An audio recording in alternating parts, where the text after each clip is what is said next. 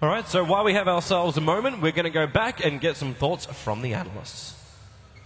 Thank you very much, Toby. Yes, back on the analysis desk, we'll find out, and the investigations will continue on what's happening for the players, and we'll get that fixed. But in the meantime, it gives us a brief opportunity to discuss the first part of the game. And Merlin, let's start with you.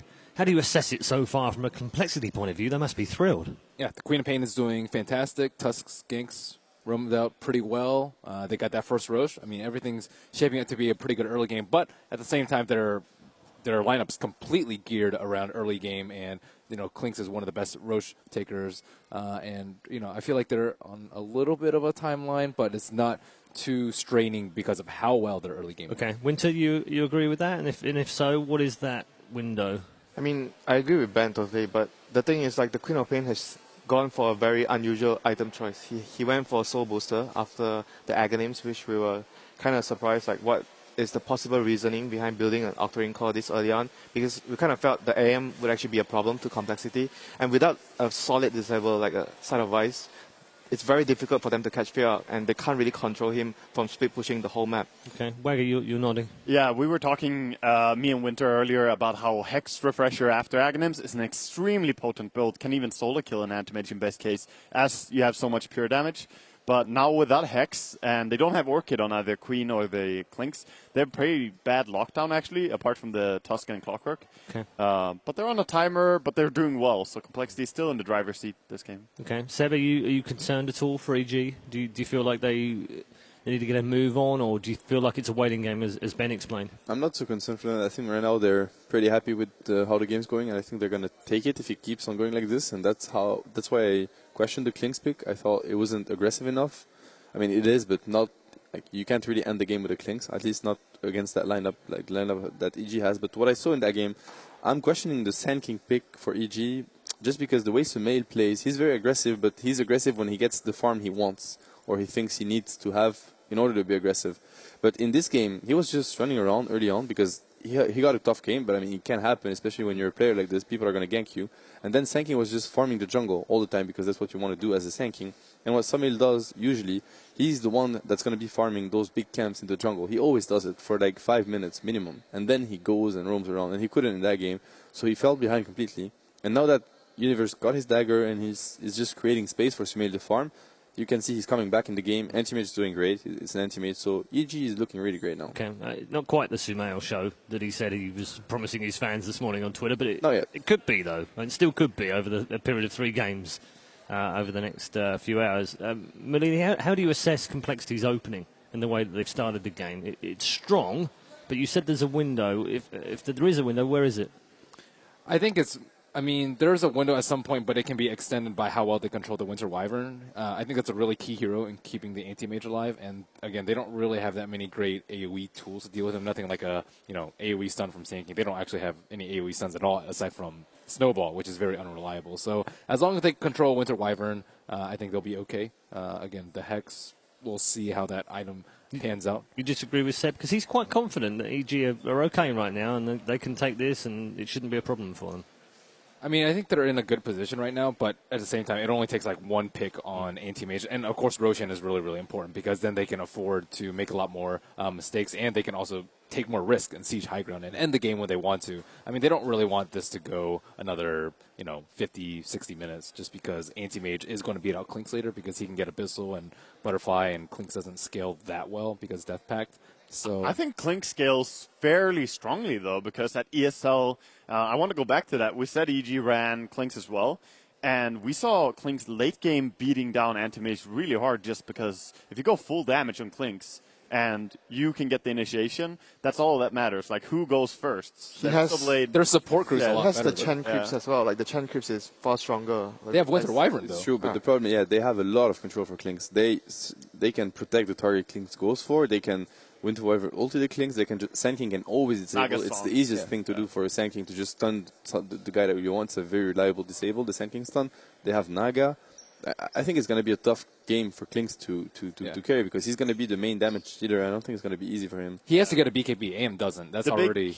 a big deal. The big part that kind of makes me, insecure about complexity in this game is the fact that they have no Hex and no Orchid. So the fact that Queen of Pain went for the Octarine is really making me worry for them. But other than that, they're in a very good spot from their early game performance. Like, I don't think any one of us expected Swindle on his Queen to win against Sumail mid on his Lina. And he did that without any help at the beginning. Winter, you said yesterday, many of these games now that they're in the bracket come down to mistakes, and mistakes that either individuals make or the team make. Is there anything you've seen so far from either team that would concern you in terms of mistakes? I think I'm just going to go back to the point where so far I think complexity early game wise with their draft is slightly like risky, like Ben said. The window is closing on them right now, but they're still able to control the farm of EG's team in general by just securing the map and making sure that they continuously get pick off. But it's going to be a problem. Like, how are they going to kill the AM? They need to address the AM at some point in the game. You just can't ignore him the whole game. Okay. You just can't. Right.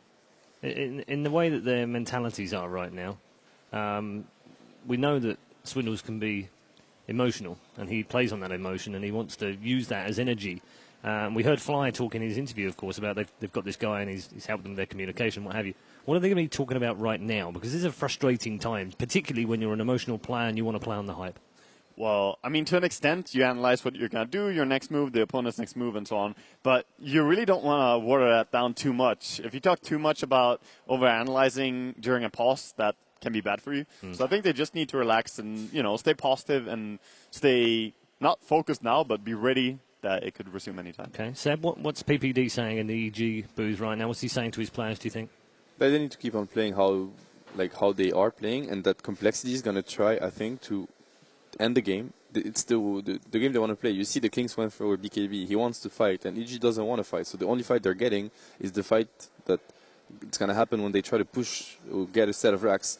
So in that regard, EG, they need to be ready. They have a lot of anti-push. Winter Wyvern is one of the best anti-push. Like, it's actually super hard to push into a Winter Wyvern. And same goes for the Lina. So EG is just gonna, clear the waves until complexity they will have to initiate on the EG side. They need to prevent the Winter Wyvern and Lina from just spamming them out. But it's really hard to initiate in base against the Naga Sand King, because AUI is just gonna stand behind. He's gonna sleep whenever they go in, and then they're gonna counter go with the Sand King. It's gonna be easy initiation for Universe because it's gonna be like 4 or 3 slept target. So it's gonna be really hard for complexity to break the base just because they don't have that super tanky hero that can just, stand there, eat the nukes with the Chen Meg, the Chen ult and keeps on killing the tower. Klinks doesn't do that. I think that comes to the point where it's going to be the Clockwork's job to make sure the Naga doesn't do her job. So it's going to be very crucial whether the Clock gets the hook shot on the Naga, whether the Naga is out of position and she comes into hook range. That would be crucial for them. There's going to be a great duel indeed between the Clocker and the Naga if we come to that base push. Around about 10 minutes, there was complexity. It was a good example of that, where they did pick off Lina and Naga as well. And have they got to keep doing that? Have they got to keep trying to find that, catch a player out of position, just pick one off and retreat and keep doing it and doing it and doing it? Is that maybe that's the key to victory? Yeah, definitely. I mean, they need to get kills so that they can Roshan safely, because if EG are alive, they can easily contest Roshan. They have Sand King, they have Naga. That's all you really need to know that you can go there. So they need to keep finding kills so that they can take over the enemy map and go for Roshan in order to take high ground. I think the other thing that they need to do in maybe the next 5 minutes is to get a gem, secure the map. Currently, they still don't have. They don't have a gem, so EG still has somewhat vision around outside the base. They have vision in complexity jungle, so they know if the Chen is not in their jungle, they're probably in their EG's around EG's towers and stuff, so they can actually know when to play defensively. So I think the gem would be the next key thing for complexity. It's a very good point, because what people need to understand is that in that type of game, the only thing that keeps EG alive is the vision. It's the main thing for them, more than anything else. It's just being able to know where complexity is trying to attack and how to play around them. Yeah. But if they would, I don't think they're going for the pick-off game complexity, because if you're Klinks and you have an Aegis and you want to play that way, I think you get a Hex instead of the BKB. Because he can solo kill Anti-Mage with the Hex. Yeah, it's going to four-shot him. They need the AM and the Lina to feel pressure. They don't feel safe anywhere on the map. Yep. And at this point, Lina's pretty scared, but Anti-Mage can do whatever. Once he gets a Hex, it's a completely different game. I mean, once AM clicks on the Queen of Pain now, he probably knows there's a soul booster, so he's going to know that the next 10 minutes or so, if nothing major happens, he can do whatever he wants. it's so hard for them to kill him. As long as he has some wards out, he can still do whatever he wants, yes? But if these wards get removed and you don't have any tier 1 or tier 2 tower, that's when it gets really difficult to play the anti-mage. So the way they have to play in that game, you need, as anti-mage, you need Naga behind you or Sand King to be around, because then you can play very aggressively. They're going to waste time into going on you. I think Sand King and anti-mage and Lina, both of them, like the three of them, can pressure lanes. And it's going to be up to Naga and Winter Wyvern to be positioned well enough. So, like, if BPD and AUI, they predict where Complexity is going to gank, they're going to make them waste a lot of time, and they're going to keep on farming, and eventually they're going to be too farmed for Complexity to handle. Swindles in the mid lane versus Sumail is something we were looking forward to.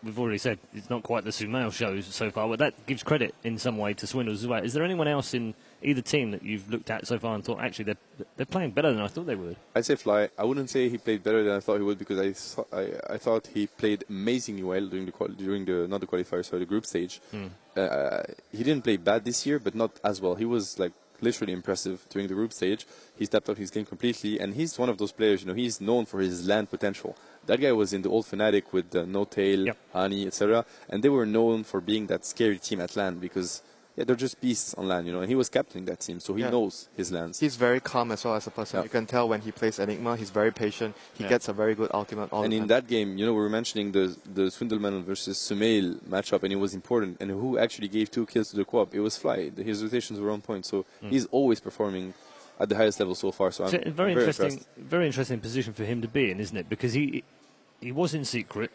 We all know that they've now come into the international as the hot favourites, but he's not in that team.